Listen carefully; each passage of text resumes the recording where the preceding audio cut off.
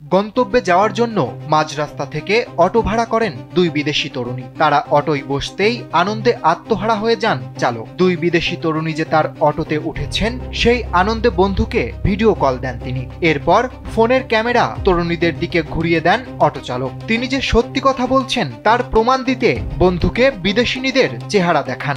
Auto চালকের এই কাণ্ড দেখে অবাক হয়ে যান দুই তরুণী। আলোচিত এই ঘটনা ঘটেছে দিল্লিতে। ইতোমধ্যে এই ঘটনার একটি ভিডিও সামাজিক যোগাযোগ মাধ্যমে ভাইরাল হয়েছে।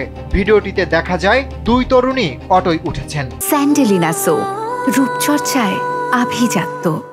এতে আনন্দে আত্মহারা অটো চালক। আনন্দ ধরে রাখতে না পেরে বন্ধুকে ভিডিও কল করে বসেন তিনি। হাসি মুখে বন্ধুকে জানান দুই বিদেশিনী তার অটোয় উঠেছেন। প্রমাণ দেওয়ার জন্য ফোনের ক্যামেরা তরুণীদের দিকে ঘুরিয়ে দেন। তখন অটোয় বসে থাকা এক তরুণী অটো চালকের এই আচরণ ক্যামেরাবন্দি করেন। তরুণীর দাবি, তিনি বারবার অটো চালককে ভিডিও কল কেটে দেওয়ার অনুরোধ করছিলেন, কিন্তু অটো চালক তার কোনো কথাই বুঝতে পারছিলেন না।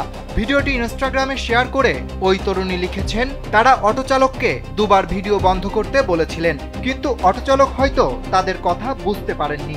ভিডিওটি সামাজিক যোগাযোগ মাধ্যমে ছড়িয়ে পড়ার পর অটো চালকের এমন আচরণের তীব্র সমালোচনা করেছেন নেটিজেনরা।